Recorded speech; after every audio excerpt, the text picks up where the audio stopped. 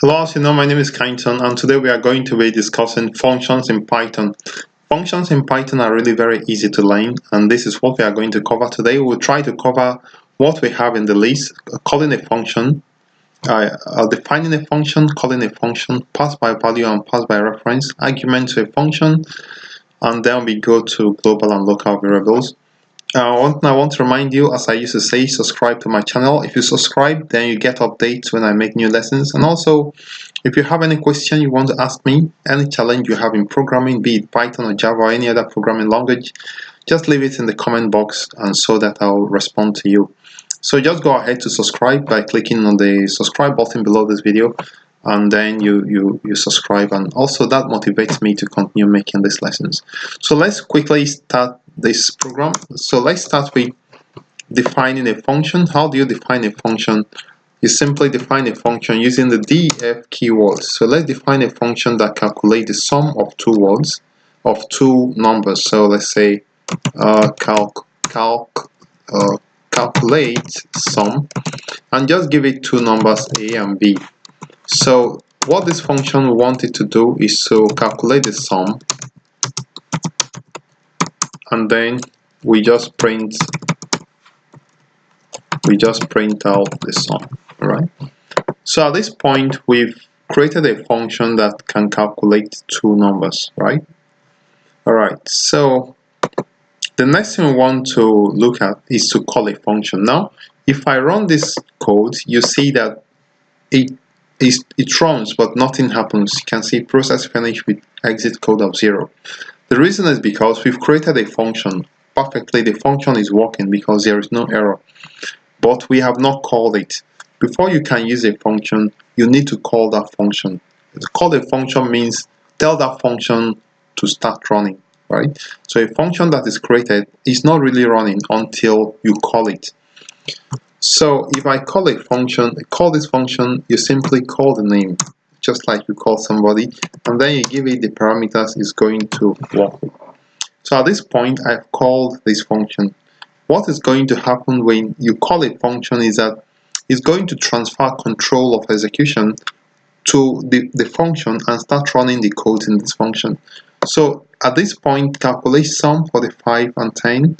If the interpreter encounters this line, it switches to this line and starts running everything below it until it gets to the end. Now, if you write a function, take note that the first line must end with a semicolon, with a colon. The next line, which is what makes up the body of the function, needs to be indented. If you write a function like this, it is not going to work. You need to indent the body of the function, and that is why we say function is an indentation based language, meaning that you use indentation instead of curly braces that is used in other languages like Java and C++. So at this point, I'm calling this function, and if I run it now, you can see it prints out the sum. So it works perfectly. The same, if you want to calculate the sum of three numbers, just specify all the numbers as parameters and just specify the body of the function, what you want to calculate, and then you can easily. Okay, so we have type error, missing one parameter. Okay, now we need one more parameter here. Alright, so if I run it now, it runs perfectly. Alright, so this is a simple function. Try to run a different type of function. For instance, you could try to run the one in my website, www.kaintonthegenius.com/python, and link to this particular post or tutorial is given in the description box, so feel free to follow along. We have pass by value and pass by reference. Now let's focus on pass by value. Pass by value means that the argument to the function points to the parameter of the function, or vice versa. The parameter of the function points to the argument of the function. Now, what is argument and what is parameter? When you are defining a function, you are specifying parameter, which is the data that the function is supposed to work with. Now, when you are calling a function, you are specifying argument to this function, right? So when you call calculate sum, these are now the arguments to the function, right? But when you are passing arguments by value, then both the argument and the parameter point to the same object in memory. So if changes are made, for instance, if we say, let me just show you what I'm trying to say. Let's say we have, okay, let's say A. So if I come here and say A is equal to A plus 5, I want you to observe what is going to happen, and I'm printing A, and now I'm going to call this function. Okay, I'm going to call it using a value of 10, right? So I'm calling calculate sum on B.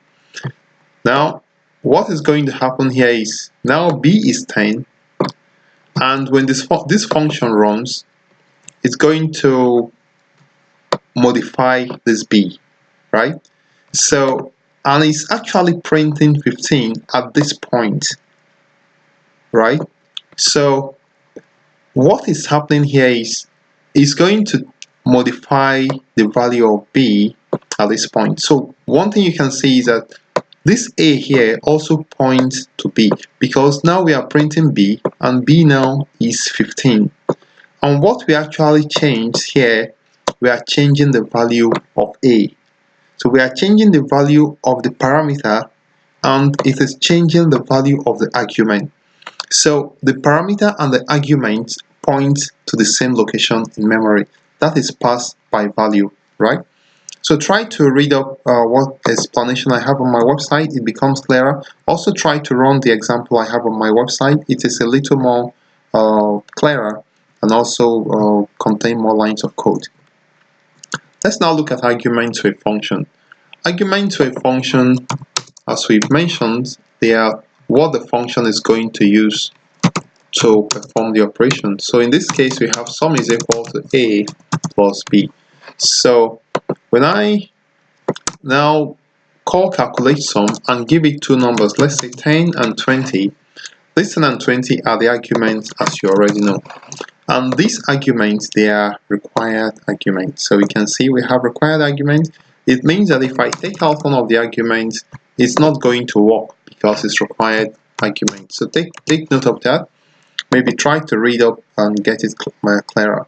We have keyword arguments. Keyword argument is arguments that you use the parameter as the keyword, right? So in this case, let's still use what we have here. You can say A is equal to 10, and we have B is equal to 10. So in this case, we are using A as a keyword. So when you are specifying the argument, you're also specifying the name of the parameter used to define the function as the argument, as a keyword to this function, right? So get it clear. The keywords are the names of the parameter used to define the function. So you use the assignment operator to assign argument values to the parameter. So that is a keyword argument. Let's now look at default argument. Default argument are when you specify a default argument along with a parameter, in case when this function is called, the caller may forget to specify a parameter. Let's just assume he forgets to specify a parameter. It's now going to use a default argument instead of failing. So in this case, let's assume we have B is equal to 10 and A is equal to 1. Now if I call one, let's say I call 10 and 20 and 20. So if I run this code, it's going to give us 130 because it's summing up the two. But let's assume I forget to provide the second argument and I call this function. Now it's also going to work. The reason is because I have provided a default argument in the definition of this function, right? So that's how default argument works. Kind of, you can trap errors when user did not provide the argument. It can use a default argument. Let's say you can say a default score in an exam may be 0 or something like that. So if a score is not provided, automatically is 0. Or if a student fails to attend the exams, is 0. So in that case, you have a default argument. Let's say score is equal to 0. So if score is not provided, then it is to be assigned 0. Let's look at variable length argument. Variable length argument is when you need to provide more arguments than are used during the function definition. So to create it, you use the star symbol. You can see the star symbol is what you are going to use. Alright, so let's take an example. Let's say a student has written an exam and has scores in this exam. So we have the name of the student and the scores. Now, how many subjects did this student write? We don't know. Different students can write exams and have different scores. Some may take 4 subjects, some may take 5, some may take 6. So in this case, we actually need it to be a variable length argument. So if you are working with a student that have written 5 exams, it means you have 5 scores, 7 scores for another student, and so on. So in this case, you can use one single function to capture argument of various lengths, right? Good. So in this case, let's assume we have scores of students that have written 4 exams. So we just make some space here by shifting this one upwards. Good. So we have student that's got these scores. Is a very brilliant student, as you can see, very good scores.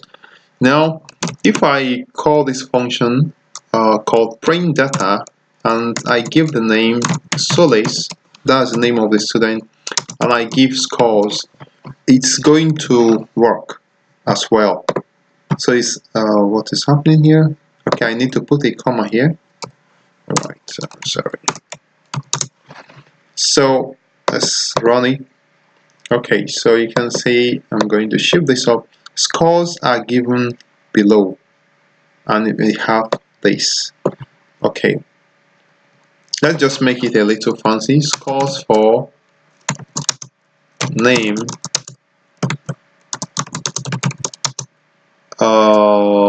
plus, so it will make some sense. So I'll also put a plus sign here. So we have scores for Solace are given below. So if I want to work with a student that have written, let's say, only 2 exams or 2 tests, I can also use the same function. I don't need to write this function to take 2 arguments. I'll simply use the same. And it says, let's change the name so that Kenneth. Alright.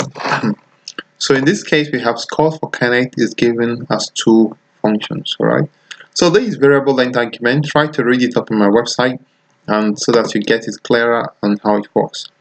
So we also have global and local variables. Global variables are variables defined inside a function. So we have this name is a local variable, and if I say total score is equal to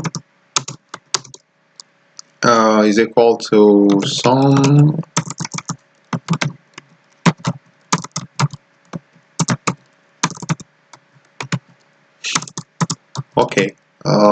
count. Okay, score. Okay, so let's just say we have number of scores available in this list. Now total scores now is a local variable. If I try to use it outside, if I try to use it here,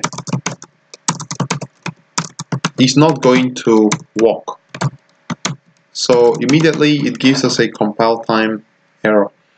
But if I define it outside the function, it becomes a global variable. So if I say total score is equal to 0, initial score of 0. So at this point, it becomes a global variable at this point. So local variable defined inside a function is always indented, and global variables are defined outside the function. So I'm going to stop here. I'd like to thank you for viewing. I'll also like to remind you, try to run these codes in my website. One after the other, it becomes clearer to you. And also remember to subscribe to my channel by clicking on the button below, and we'll see you in the next lesson.